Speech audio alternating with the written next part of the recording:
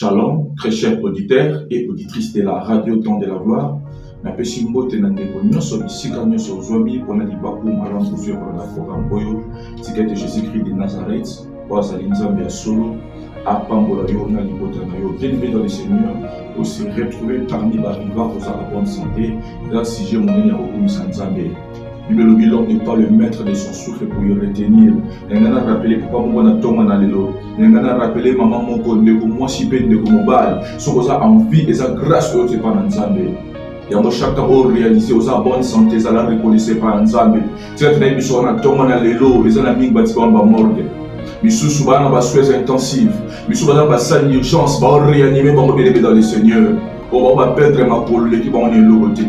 On va perdre ma boko l'équipe on est l'autre côté. On va perdre misu l'équipe on est l'autre côté. On va perdre bateau bazaki pour tout ya pona bango l'équipe on est l'autre côté. So ça envie et ça grâce au dépend nzambe. Ya à chaque temps on réaliser que Yesu Masia a battu le bien dans le Seigneur, ça la reconnaissez pas nzambe. Oh, ce n'est pas l'homme quand il marche, je dis, je sais pas. Dans les gens qui papa mon gars la reconnaissait pas ensemble na tonga na lelo. Dans les gens qui maman mon gars la reconnaissait pas ensemble na tonga lelo. Il me dit non lo ba banda ko kumisa nzambe. Bana ko pesa nzambe merci pour la bonne santé. Bana ko pesa nzambe merci pour la souffle de vie bien-aimé dans le Seigneur. Musuku ba vivre bana ko se ba pareil. Chaque jour ba ya ba son de bien-aimé dans le Seigneur. Ko lala ko lamka eza mo mesanoté. Ko bima ko zo eza mo mesanoté. Misuba bimaki. Parce que le projet local yonanga misubi ba aller na basi na bana et puis c'est moi na poko to sale logo boy et puis c'est moi si na tongo na opeso mo c'est logo boy bile ba lali moto la mokité ba abimi pe papa zonité pour te dire que nzambe na batelaka okoza na mbongo ebele okoza na bituke ebele okoza na nyonso okoza na mo okoza na mwasa kitoko bien dans le Seigneur mais jour à liwa okobeta tolo ki nazaka na magie bebe singa loketo anoza na moisole lokote yango na bengi obeleme na kati ya losambo na bengi ozala reconnaissé pa na nzambe na bengi otika magie na bengi otika sorcellerie parce que nzambe nde mobateli na solo namona bato kotelika na basinga loketo ma après un temps bakufi pour te dire que nzambe na batelaka namona bato kotelika na bakalebasi na sambeto mais mokolo mo abeli boma pe akoti na kati ya pasi il me tosambele pa na nzambe tozongisa matoni pa na nzambe mpona bolamu na likolo na biso mpe mabota na biso tobondeli na kombo na Yesu Masia. Tata topesi yo merci biso bandani tolalaka mpe tolamukaka tata biso bandani tozala na sante kolongolo eza te mpo tolala bisika ya malamu eza te mpo tolia bilei ya malamu tata eza te mpo toza Alléluia ba Kristo tata meza ngolo ote pai na yo o tata to sosoli makambo oyo yango to zongi pai na pona kopesa o matondi. Merci pour la souffle de vie, merci pour la bonne santé. To mona bato batambo na ko banga yo, to mona bato bazala na mbongo ebele, to mona bato tata bazala na basi ebele, to mona bato bazala na succès bazala na mituka meka simo kolongoko tata. Oh bakufaki pe bango Yesu bazala na kati ya tombo mais tata ozali nzambe ya solo pe bamoyi mokolo moko kufaki et après mikolo misato osekwaki parce que ozalaki nzambe tata toyepa ino na tongo na lelo tozongiseli yo matondi tata lokumu nkemo masanzo lezonga epai na yo. Merci pour la sécurité na vie na biso, merci pour la sécurité na mabota na biso, merci pour la sécurité na yo na mayemanso tozosala lokumu nkemo masanzo lezonga epai na yo. Tata programme ya tonga lelo entre tes saintes mains tosambeli te mati ya tonga lelo epe sa vie il est écrit dans pasi na bango babelaki yawe tata otindaki liloba mpe elobekangolaki tata na otia bandeko à travers honte na mafuta opakola bango te na mai mungwa te na savon te ya kopesa bango tata mais na yela liloba na yo na déclaré que liloba ya tonga na lelo ebingisa babeli na déclaré que liloba ya tonga lelo ekambola bato bazalaki ya kokangama na déclaré que liloba ya tonga na lelo emonisa baaveugle dans le nom puissant de Jésus-Christ. Tata moto nyonso oyoka liloba oyo tata vie na ye échangé car il est écrit vous connaîtrez la vérité et la vérité vous affranchira. La vérité qui rend libre, c'est ta parole. Père, cette parole est changée ma vie à ma bateau afin que le coup que mon sancho les hommes n'aient pas d'ailleurs. Tata teza la favorable pour la biso. Donc péché nyonso amweni satana. Oya bongisa mafuta mokili ya molili pour te déranger le programme à ton nailo, te neutraliser yango dans le nom puissant et glorieux de notre Seigneur Jésus-Christ. Comme une seule personne, disons-nous tous, merci Seigneur Jésus-Christ. Amen. Que Dieu vous bénisse. Bien-aimés dans le Seigneur, Natongo na lelo, tout le thème très important. Et puis dans ce moment, on a na bokebi pour que on comprendre on dit nzambe linga lobana on les sous à travers le lobana ye. Thème na biso ton les ali. Par quoi tu es baptisé? Ou par quoi est-ce que tu es baptisé? Ozwali baptisé bien aimé dans le Seigneur. Il y a nini. Ozwali baptisé. Il y a nini bien aimé dans le Seigneur. Par définition, mot baptême est un verbe grec où il y a ici plonger ou immerger. Bien aimé dans le Seigneur, je vais commencer ce thème dans la famille. Pourquoi la famille? Parce que Bissonnier c'est aussi dans ma famille. Yonanga tozala makila ya tata na biso. Mukolo moko tata na bino. A connaîtra qui maman na bino. Et bon semence oyo apesa ki maman na bino. Écoutez na qui na over ya maman. Et bon qui féconde. Pe au salama de mutio bimaki. Mais bien aimé dans le Seigneur, makambo nyonso oyo eleka ma famille na biso. Makambo nyonso oyo eleka ya bolimo na kati ya mabota et puis ya ancêtre na biso. Bien aimé Seigneur, oyeba ete okita omata et kozala na influence du corona yo. Soki eza makambo malamu emelo influence ya malamu. Soki eza makambo mabe emelo influence ya mabe. Eza baparent biso basala makambo malamu. Lelo bana bango bazobika na bolamu oyo batata basala. De la même manière, tata so azalaki na mbongo aotikela mwana héritage. De la même manière aussi, ceux qui tata azalaki na makambo malamu te na mokili ya molimo aotikela mpe mwana héritage. Mais différence ezalaki batata mosusu batiki héritage ya malamu me batata mosusu batiki héritage oyo eza maléfique. Koignore makambo te parce que yango mpe ignore yo. Mwana nyonso aza na indisi ya tata na ye kati na ye. Yango tata azalaka tata te po aza mutu malamu to mutu mabe.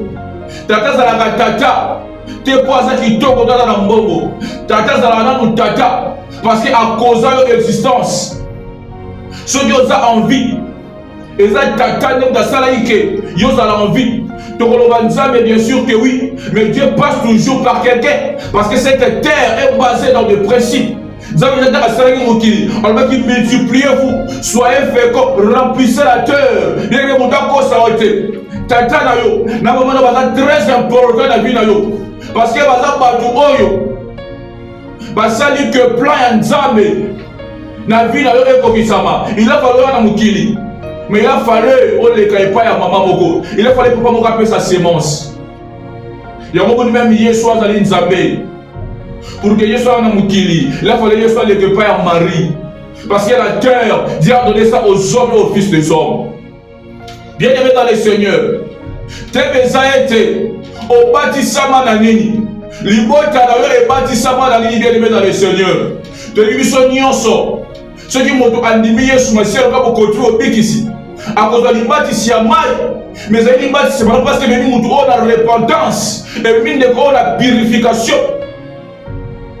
Et ça règle bien aimé dans le Seigneur, on a établi et puis Nzambe yemoko pour que nous la sauver, pour que nous bien aimé. À cause de ça, on a dit volonté à Nzambe. Mais c'est maintenant être Satan. Azaka toujours wana pour pervertir l'essence des choses. Et le roi Zali Malamu, Satan a commis son monde dans ma belle. Satan n'a rien créé, a copié, on a créé, mais n'a une mauvaise pratique, mais n'a un mauvais sens fait dans le Seigneur. Batata mingi lelo, bana bango ba souffrir parce que batata basaki makamala muté. Ce n'est pas en vain. La Bible nous dit on dira plus de cet adage en Israël que le père a mangé les raisins verts et les enfants y étaient agacés. Neri tata liye mwanga molo ka binungai. Tata ne mutalieki mino za tata mais moi na oki binungai parce que moi na tata bazana lien. Oza lien du sang. Oza ko lien tata na mwana. Maman na mwana bazana lien. Il y a cordon ombilical parce que moi na une utérus ya maman. Moi là-bas il y a trop bien moi bien aimé dans le Seigneur que personne te ment. Les réalités spirituelles sont réelles. Si vous ignorez ma caboyo et vous ignorez parce que l'ignorance paye cache dans le monde spirituel. Mais là on a beaucoup de bâtissement na nini. Soki moto, avec au sala accord dans le monde des ténèbres. Soki moto, avec pour a besoin de quelconque. Et que ça ya mosala, et que ça ya mbongo, et que ça ya succès bien dans le Seigneur. À quoi le cas, dans le rituel, pour ça établir la secte au yakei. Et bon, pour que mon tout a reconnu comme étant membre, il y a secte au yakoti, il y a science au yé. Aza adhéré à quoi le capé la baptême. Mais baptême au et aux à la baptême, il y a malamouté. Et ça baptême pour aimer la repentance, et ça baptême pour aimer la délivrance, et ça baptême pour aimer la purification, mais ça baptême pour aimer la carte ya passi, peka kaete pena libota na mubimba. De la même manière, ceux qui m'ont servi Nzambe, Nzambe opambola yena libota na ye. De la même manière que ceux qui m'ont servi Satana, vina ye moko bebi, pena batu oba ko bimara kati na ye, parce que ye mo a décidé. Après ça va mener par Satan. Mes parents sont seulement comme une ignorance. Maintenant, on va sacrifier toute une génération. Les gens sont venus à l'Oyo. Et ça qui n'a pas ancêtre, on va être baptisé par des esprits impurs. Et c'est qui est au tel la solution. Et c'est qui est au tel pour Sambela. Et c'est qui est au tel pour que ça va mener par Yeshua Massia. Pour que on la sauver. Bien aimé, papa Ramini, pour nous papa grand chasseur, pour nous grand footballeur, pour nous grand homme d'affaires, pour nous Moutoumoro Somolobe Pakala, parce que nous kota na babisika ya malamu te, et wa bisika ba kota ki, basala ki baptisé na ba esprit impur, et ma génération ezoya après. Et comment ils allez réclamer? Parce que mes parents qui baptisés dans le monde spirituel. Il y a d'autres sectes, ceux qui papa Koti, ceux qui papa Lina Koufa, pour exiger papa, sous moi dans la Katabana Koti, pour que moi on a remplacé, pour que l'alliance Nabango, et ça va continuer de lever dans les seigneurs. Mais la tombe na lelo, na déclaré pour la motonia sur la nana, et ça la papa, et ça la maman, et ça la ndeko mwasi, et ça la ndeko mobali, influence nion sur la malamouté, ozobi kanakati na yo, et ou à travers baptême de l'esprit impur, o ba koko na yo ba zwaki, o ba tata na yo ba zwaki, ko ute pa ya satana, na neutraliser yango, na réduire yango au néant dans le nom puissant de Jésus-Christ de Nazareth. Quand tu viens dans une famille où les gens qui plongent, immergés dans ma baie, il y aura des signes. Parce que le baptême veut dire plonger ou immerger. Et dans ma famille mingi, les gens qui ont été sama na mabe. Tant que yo moto, on dit dans la famille oyo, les gens plongé ou immergé. Dans ma kamala mouté, dans ma esprit impur, physiquement, il y aura des choses. Oyo bande au salama et aux alertes. Oh, il faut comprendre que la famille est là. Et l'eau a mal monté. Tout le temps, dans 1 Corinthiens chapitre 10, dans le verset 1er jusqu'à 2e verset. Frère, je ne vous pas dit que vous ignorez que nos pères ont tous été sous la nuée, qu'ils ont tous passé au travers de la mer, qu'ils ont tous été baptisés à Moïse dans la nuée et dans la mer. Bien aimé, dans le passage de Tanguy, exactement Paul dans le de Corinthe. Alors, il va dire qu'on a mis bali. Na limité, bon mon bamba, que batata na biso, ba mon nyonso ba qui na sia di pata. Pe ba leka qui pembeni ya ebale. Pe ba mon nyonso ba qui baptisé et pas ya Mose. Na kati ya di pata. Pe na ebale.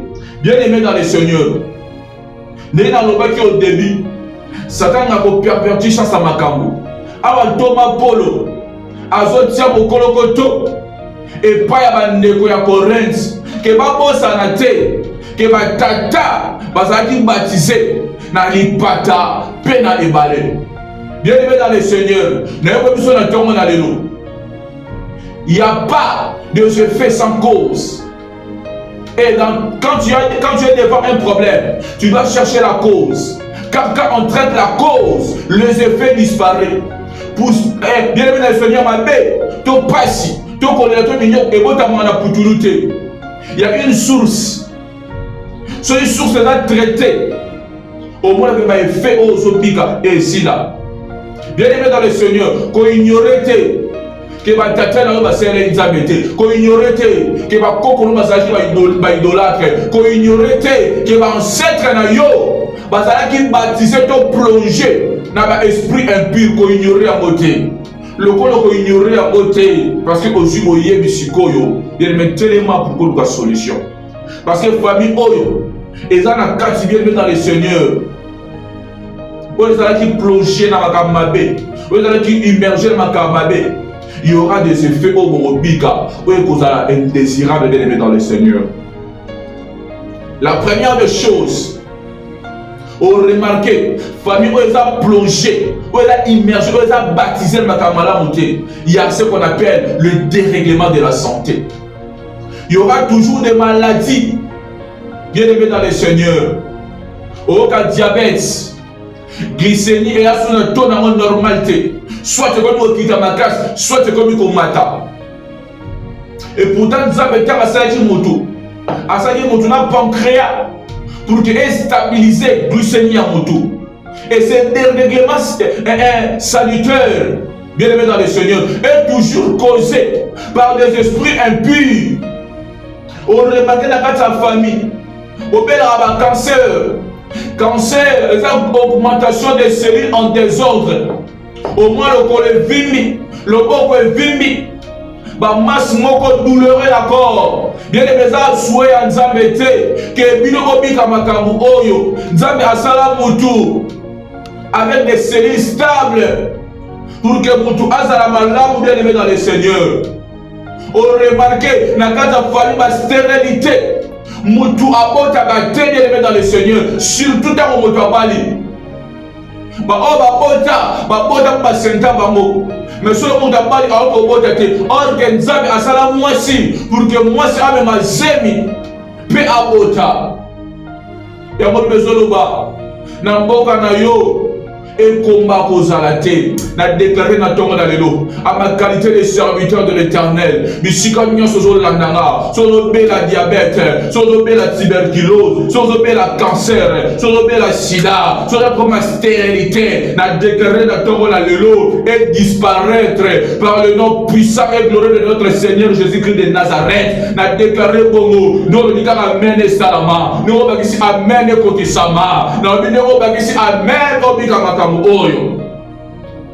Bien aimé, ce que tu as plongé dans ma kamala mouté, a remarqué que vie naïe et dans ma complication, ma échec répétitif. Beaucoup ça les kamna baninga ba réussir mais yoka échouer. Beaucoup de gens qui sala na baninga, ba jouer baninga mais yoti kalaka. Beaucoup ça quelque part, ba oyo la kisama ba mataka mais yozo ka sima. Échec répétitif bien aimé dans le Seigneur. Quand tu vois une chose se répéter, c'est là pour annoncer quelque chose que tu dois comprendre, que tu ne dois pas ignorer. Bien aimé dans le Seigneur, tout ce qui se répète annonce quelque chose. Quand tu vois dans ta vie les mauvaises choses est en train de se répéter, comprendre qu'il y a un ça ne va pas, comprendre que tu es réclamé quelque part dans le mal. Si on règle un problème spirituel, physiquement aux malades, parce que ma camunion sera comme la rabisso, et c'est toi qui va être la source de la spiritualité. Bien aimé dans le Seigneur, on comprendre que on a posé pour nous bien aimé dans le Seigneur, on comprend que les potes et on a posé pour nous tant que la famille, ils ont plongé dans ma kamala mouté, et ils ont baptisé dans ma kamala mouté, on remarque que vous avez limité. Il y a des choses, on peut toucher, et ça va faire soit limité, au moins que vous êtes célibataire.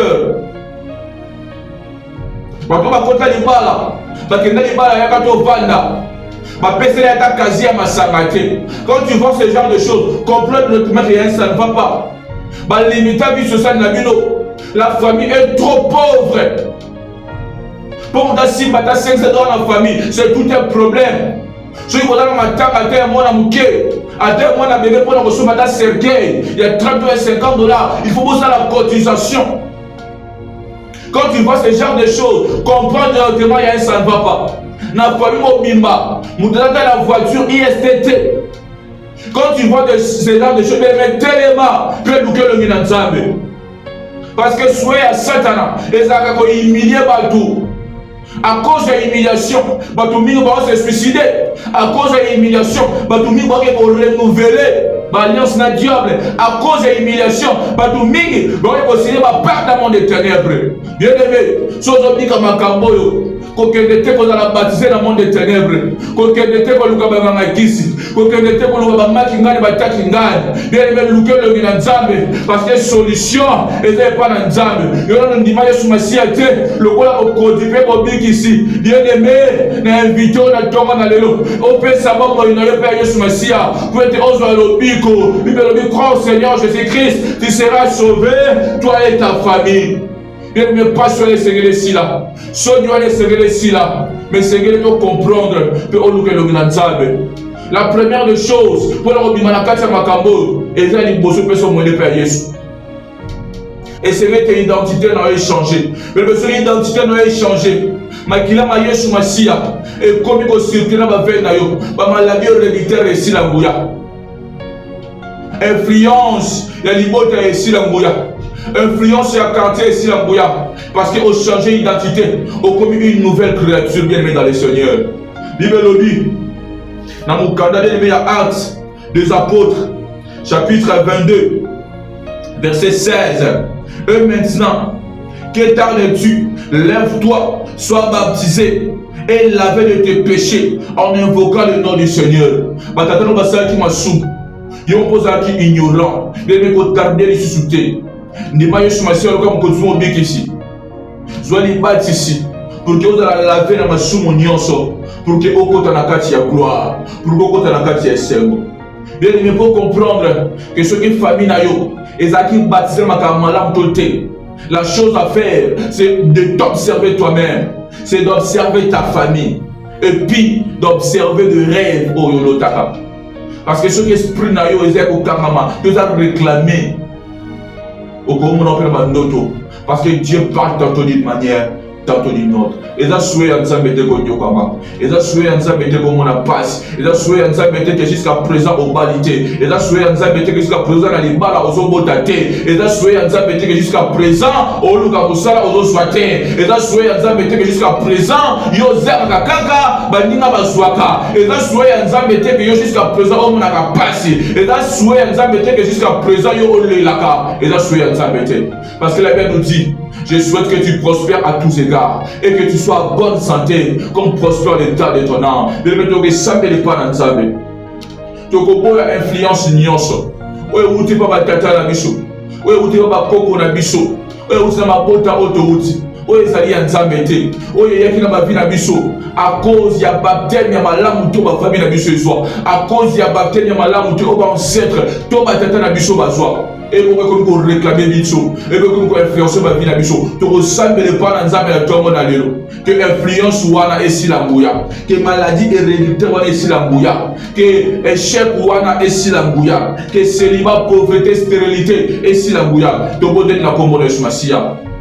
Au nom puissant de Jésus-Christ, tata na osembele pona ndeko mwasi, na osembele pona ndeko mobali, na osembele pona papa, na osembele pona mama, na pekisi, influence nyonso ya monde des ténèbres, influence nyonso ya bondoki, ozo réclamer vie na ye, na makama lamu te, oyo yaki pa na ye, à cause ya baptême o batata na ye bazwa, à cause ya baptême ba noko na ye bazwa, à cause ya baptême ba koko na ye bazwa, oyo ezali ya malamu te, oyo ezali ya bondoki, oyo ezali ya ba secte, oyo ezali ya ba science occulte, na sabe na tongo alelo. L'influence soit ici la mouillade. Au nom puissant de Jésus. Au nom puissant de Jésus. Au nom puissant de Jésus. Au nom puissant de Jésus. Na pékissi. Nyonso ya Nzambe te. Donc on s'est passé la vie na ye. Nyonso ya Nzambe te. Donc on s'est passé la santé na ye. Oyo a vérité. À travers ma acte ma parent na ye. Et comment ma. Que les sessions comme me soutien. Que ma tata va dire ki manga. Pe bana bazo kamino ngai. Na pékissi ngai nyonso. Na kasi ya mino ya ndeko oyo. Na Congo na Yesu. Na boyi cancer.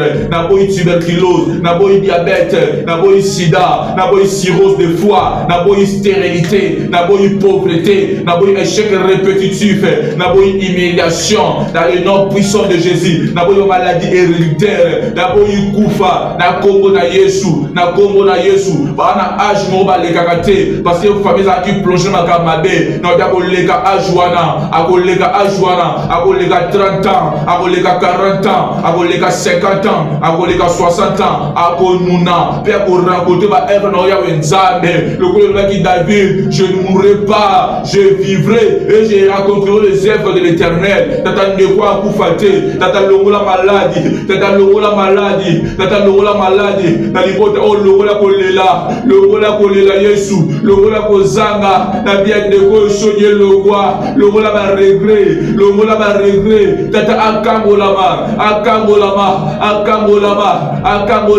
na kombo na Yesu, na tongo na lelo, de quoi la libre, na tongo na lelo, de quoi fogwama, na tongo na lelo, de quoi kete liboso, o se badai ko limité, o se badai ko kangaye, o se désolé ko sala kamo na pasi, na obi esilinguya, na kombo na Yesu Masia, on soit hérité par ignorance, à travers ma koko na ye, à travers ma parent na ye, et bon venir côté na kata complication, et bon venir côté na kata pasi, bon venir côté na kata kolela, azala libre, tata ndeko nyonso, ensemble na ngel logo, ndeko sorti loba oyo, ezala za na hôpital, na gaza la guéri, na kombo na Yesu Masia, na kombo na Yesu Masia, na kombo na Yesu Masia, na kombo na Yesu Masia, kambola ndeko oyo, kambola libota oyo, na kombo na Yesu, bakota la kati ya gloire, avec ba tatu la yo, bakota la kati ya gloire, avec ba tatu la yo, na kombo na Yesu Masia, so ni gloire le wena kati ya libota na ye, so ni gloire le wena na vie na ye, akoza ba ata papa na ye, parce que ba koite libota, ba plonger ki libota, ba immerger ki libota, na makaba malamu te, na obina sambeli, na tongo na lelo, gloire na zambeli logwa, tala ndeko na miso ya mawa, tala libota na miso ya mawa, gloire na yo zoga, gloire na la rétablir, gloire na la rétablir, gloire na la rétablir, gloire na la rétablir, gloire na la rétablir, na kombo na Yesu, na maladie disparaître, na bi cancer disparaître, cancer na bi tika bien de ko, sida na bi limwa, na bi kede mosika, ne kwa pika, au nom puissant de Jésus-Christ de Nazareth, diabète tika bien maman oyo, na kombo na Yesu, na kombo na Yesu, na kombo na Yesu, tuberculose amikuwa tika bien de ko, na kombo na Yesu, na kombo na Yesu, ba maladie compliquée, ba cirrhose de foie, na bi tika ndoto andekoyo, insuffisance rénale, tika ndoto andekoyo, incontinence urinaire, tika ndoto andekoyo, tumeur ya cerveau, tika ndoto andekoyo, na kombo na Yesu, azala libre, abiki sama, pauvreté que de mosika, libre lobinanga, tout travail procure de l'abondance, Seigneur bénis l'effort de cet homme, au nom de Jésus, lorsqu'on est pour réclamer la pauvreté, on est pour influencer la pauvreté, pour que y ait paix, avec qu'on soit baptême, y a minimum ma paix, pour que y ait pas ça, n'état à salaki, n'a déclaré na tongo na lelo, et koueyi, n'a déclaré na tongo na lelo, et sili gouya, vina ye fongwama, entreprendre de paix reçure, ça la paix bénéficier, na kombo na Yesu Masia, na zo sambela, na zo déclaré, pour la négomo jusqu'à présent qualité, à zo poussana, na mina kombo na Yesu Masia, na tongo na yo libala ne fongwame, na tongo na libala ne fongwame, zambati de l'oba fiancé, puis on pour le roi malamu pour na yo, na kombo na Yesu, na osambela pour la négomo, oya bali, mais jusqu'à présent na botité, na kombo na Yesu Masia, zwa makota, parce que bana ba okota ba mokolo nyonso, na bizwa makota, parce que na mboka na yo, et kwa mina makomi, que moi c'est ekomba kozala te. Tika te gloire na Nzambe zonga na kata libota na yo. Tika te gloire na Nzambe zonga na kata santé na yo. Tika te gloire na Nzambe zonga na kata vie na yo. Afin que tato le sous Nzambe. Na kombo na Yesu Masia, yo za continuer bédisi. D'être sambeli. Que tu le sonner sur le collaborateur encore. Merci Seigneur Jésus-Christ. Amen. Bien-aimés dans le Seigneur, que le bon Dieu vous bénisse. C'était votre humble serviteur, le missionnaire évangéliste Jonathan Kidani. On se revoit le mercredi, que Dieu vous bénisse. Merci.